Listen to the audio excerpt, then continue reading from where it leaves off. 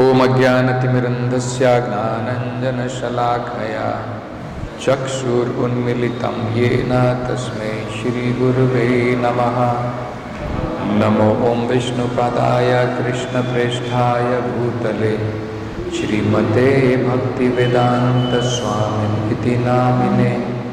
नमस्ते सरस्वती देवे गौरवाणी प्रचारिणी निर्विशेषा शून्यवादी पाश्चात्य देशतारिणे। जय श्री कृष्ण चैतन्य प्रभु नित्यानंद श्री अद्वैत गदाधर श्रीवासदि गौर भक्त वृंद। हरे कृष्णा कृष्ण कृष्ण हरे हरे, हरे Ram Ram Ram Hare Hare.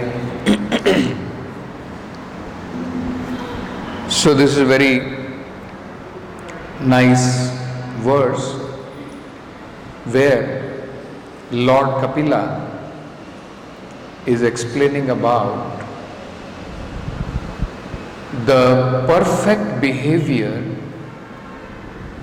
of a person who has realized the Supreme Lord. How he behaves with living entities, how he behaves with the Supreme Personality of Godhead. All these things are very nicely explained here.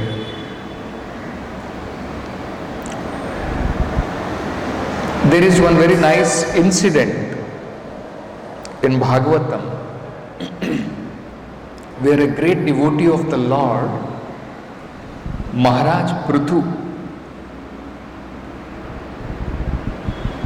he was performing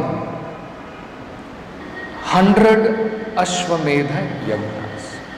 He had taken a determination that for the well-being of my people, I will perform 100 Yagnas. Actually, being spiritually elevated, he did not require to perform this karma kanda yagnas. But as a matter of his duty as a king, to teach people how they should be engaged in this material world, he was wanting to perform. So after he finished 99 yagnas, when he was doing the 100th yagna, Indra became very disturbed, because Indra had already performed 100 yagnas, Ashwamedha yagna. So his mind became filled with enviousness. How something which I have already done can be done by somebody else? He has done 99, fine, but he cannot equal me. So knowing that he will increase in his fruitive results, Indra started putting lot of obstacles. He, by his mystic power, he dressed himself like a sannyasi and stole away the horse, went for Ashwamedha Yagna. One time it was brought back, second time it was brought back. When Lord Brahma saw that actually this act is only increasing adharma, because Indra, he is a Shrestha. He is in a position where people will follow his acharana. So this act of Maharaj Prithu is inducing him to create newer and newer types of adharma, cheating propensity. In fact, it is said that it is from the time of Indra that the cheating propensity has started in sannyas dharma. Sannyasi is meant for actually serving the Supreme Lord. They are called Tridandi sannyasis. Later on, of course, Ekadandi sannyasi was introduced by Shankaracharya. But now there are varieties of sannyasis, all introduced slowly by following in the footsteps of Indra. So, when Brahma saw, he immediately went and stopped Maharaj Prithu. He told him that actually this is only inducing Indra to do more and more of adharma. So, hearing his superior, Prithu Maharaj immediately decided to give up. That okay, let me be satisfied with 99, I will not do 100. Let Indra hold the title Shatakritu. Shatakritu means one who has performed 100 yagnas. Let me be happy with 99. So, the Lord was very pleased with the behavior of Maharaj Prithu. And he appeared in that sacrificial arena. Personally, Lord Vishnu appeared there. And further to whatever Brahma had said, the Lord actually informs all of us by informing Prithu Maharaj. He was a great devotee, of course. Just like the Lord informs all of us through Arjuna. Very beautifully, the Lord explains who is the person who is advanced in spiritual culture. What should be his behavior?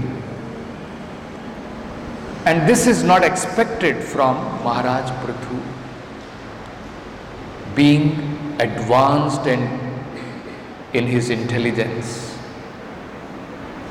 So, the Lord says, one who is advanced in intelligence, Sudhiya, he is always eager to perform welfare activities for others. Sadhavaha. Intelligent person cannot be asadhu. Somebody who is Sudhiya cannot be asadhu. These things do not go together. Learned man cannot be bad in his character. You cannot say these two things exist together. So, and he is considered to be Narottama. So, one who is very intelligent, advanced in intelligence, he will perform welfare activities for all living entities. He is a sadhava and he is considered to be Narottama, topmost of the human beings. Nara Uttama. And then the Lord explains what is his behavior. He is never malicious to other living beings. Durbhavana, the Lord uses the word. Durbhavana. Bhavana means attitude. He is not malicious in his attitude towards any living entity. So there is Durbhavana, there is Sadbhavana. And then How is this understanding? The understanding comes from the basic spiritual understanding that everyone is a spirit soul different from their bodies. From this understanding that I am different from body and every living entity is different from his body. So how does he understand? Prabhupada explains in the purport of that. Sudhiya, those who are advanced in intelligence, they are conscious that actually the spirit soul, being part and parcel of the Supreme Lord, actually is always pure.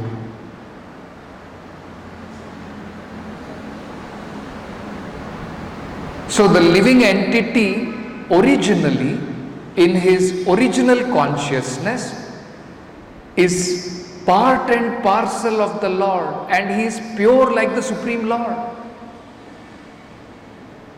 But being affected by Maya, three modes of material nature, he performs abominable activities in this material world.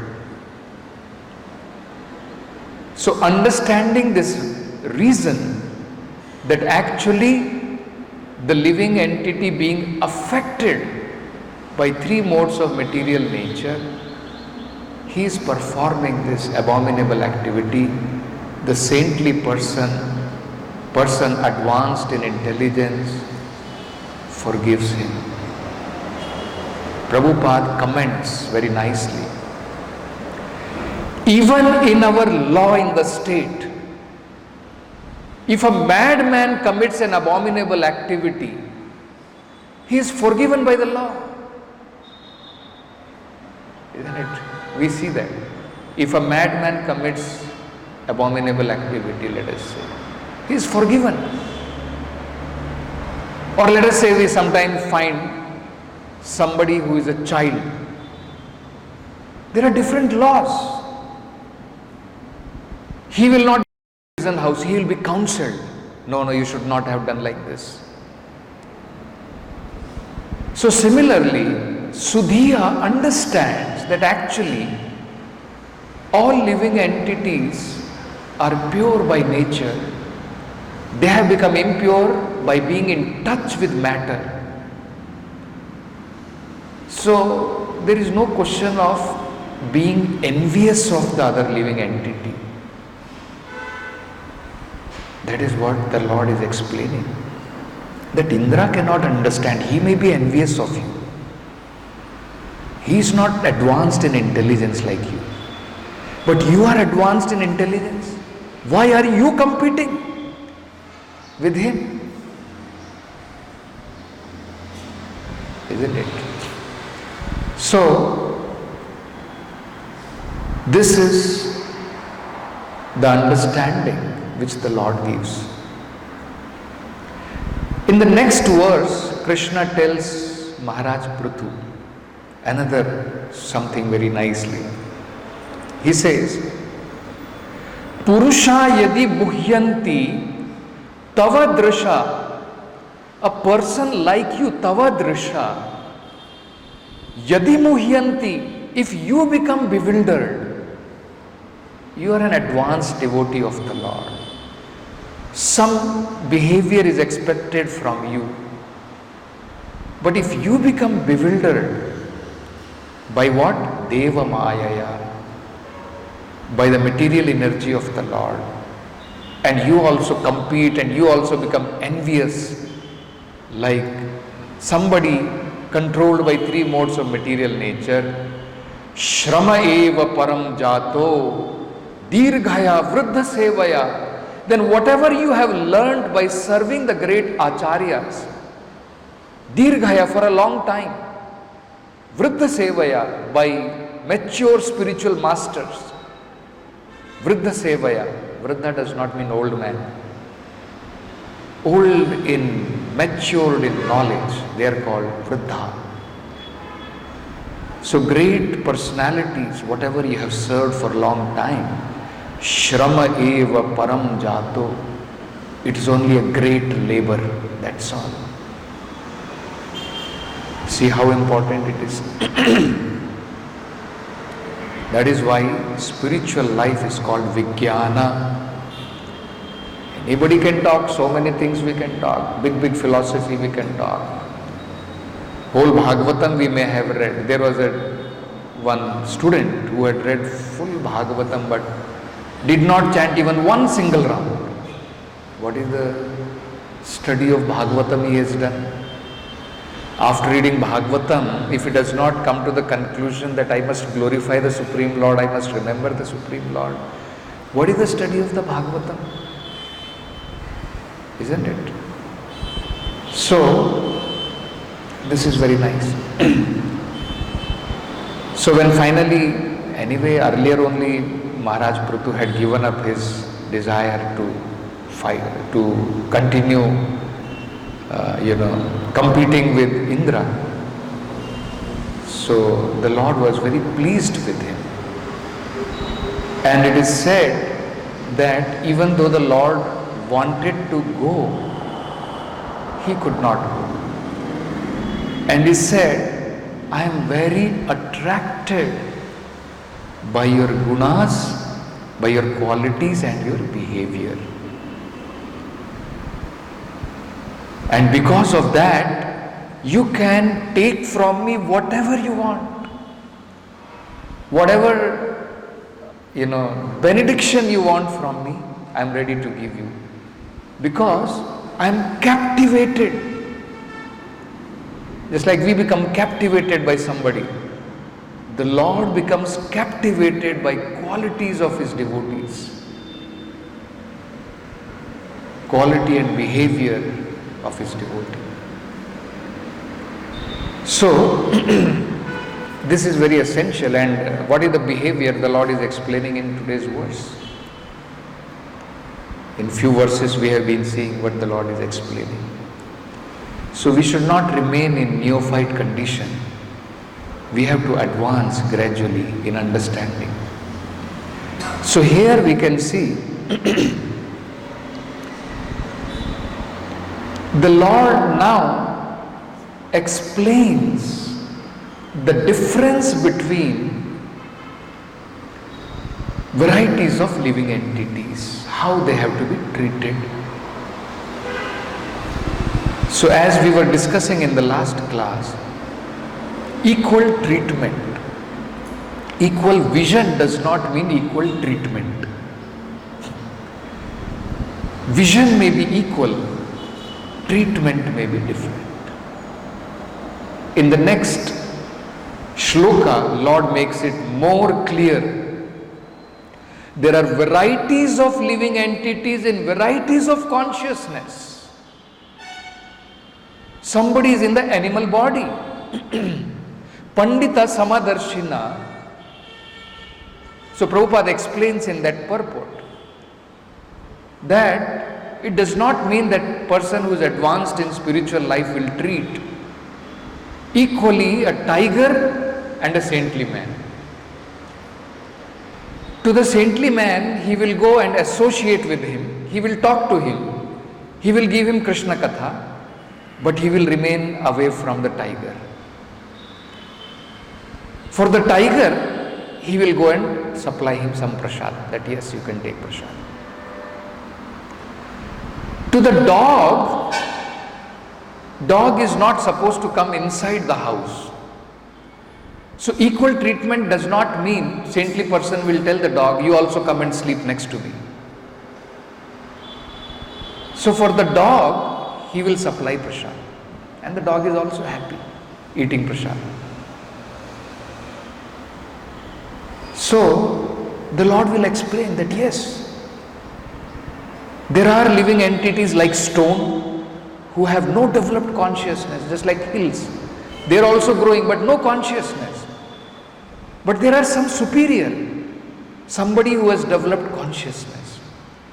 Superior to them is somebody who has developed some intelligence. They have developed senses.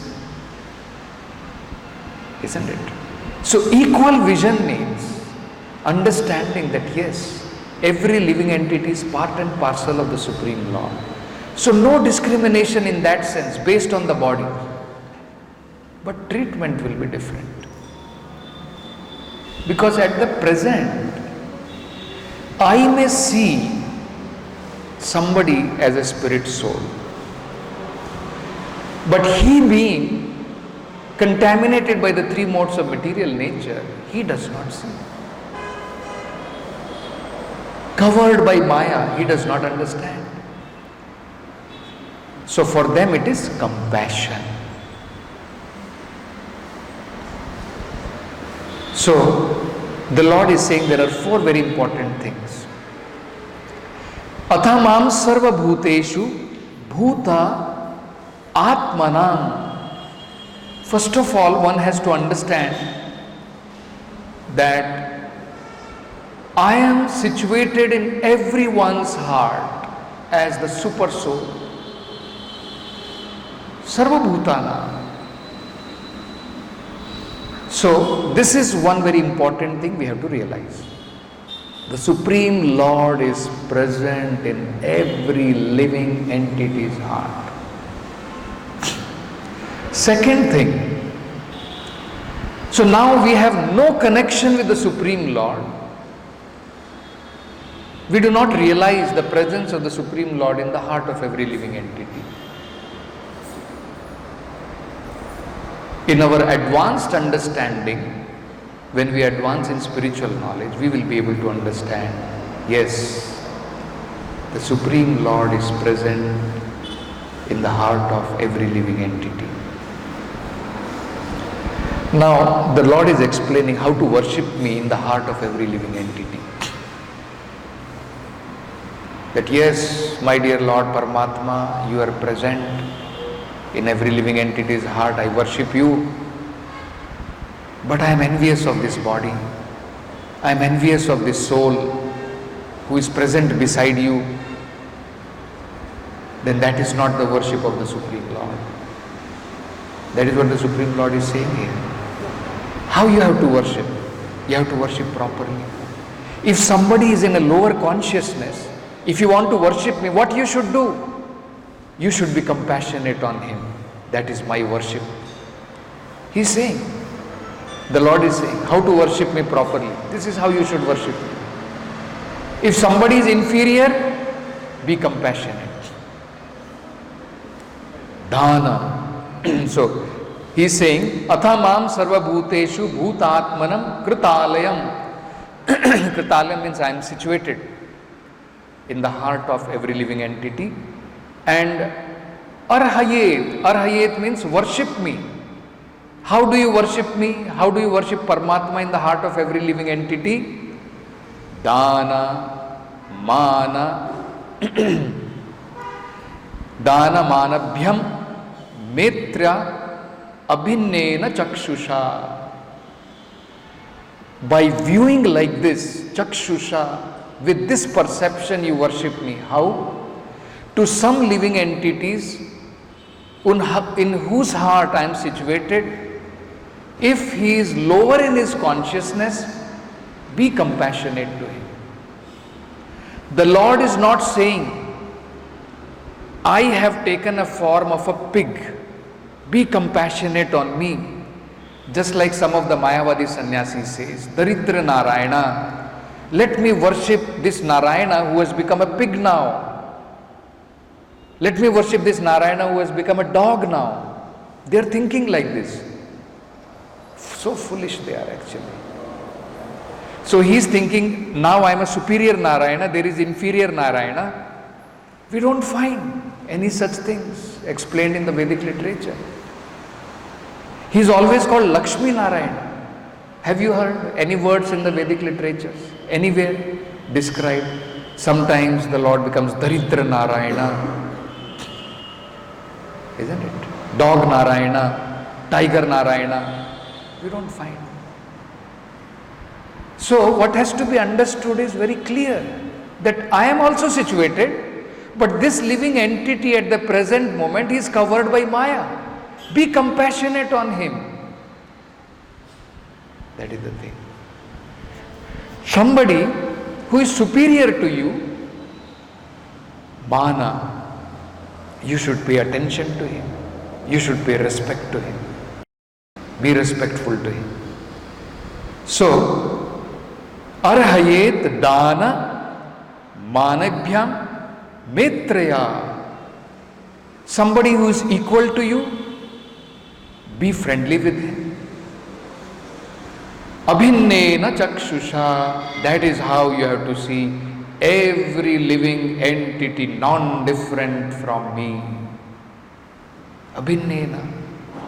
They are non-different because they are my part and parcel. This is how you have to see.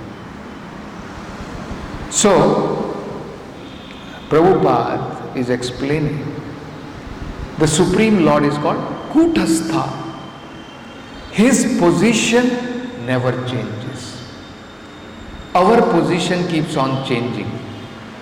Sometimes I may be in a position as a superior. Sometimes I will be in a position as an inferior. Sometimes as an equal. Our position will keep on changing. But the Supreme Lord is Shad Aishwarya Purnam. His position never changes. Even though he is situated in the heart of a dog, he is still in Vaikuntha. He is not affected by that environment in which the living entity is situated. It is just like we can understand in a very simple term. This is material world. This is called material world. But when the Lord descends, even in the material world, even though living in the material world, the Lord is still living in His own abode, Vrindavan. This is an extension of the spiritual world. So similarly, the Lord can create His own abode anywhere. He doesn't have to depend on the atmosphere of the living entity that he is situated in dog consciousness. So when I enter into his heart, I also become conscious like him. No. So the Lord situated in the heart of a dog, the Lord situated in the heart of a Brahmana is non-different. He has not changed. He is still Kutastha, unchangeable. The living entity, when he enters into this body, he changes his consciousness. Prabhupada gives a very simple example to understand. It's a crude example, but to make us understand. Prime Minister or President entering into the prison house does not mean he has become a prisoner. He has come for a different reason. He is not affected by that environment of prison. Different laws. He comes to relieve that living entity. When the president comes, he comes to request, why are you suffering? You should change your attitude. Slowly come out of this prison house. Isn't it? You can also become a normal citizen like anybody else. He is not affected. Similarly, the surgeon who has taken, let us say for example, all kinds of precautions because he is in that knowledge. He may be treating a person who is having different kinds of diseases, but that surgeon, he is not affected. He is performing surgery because he has already taken all those precautions. He is not affected. So devotees, even devotees are not affected. Where is the question of the Lord being affected?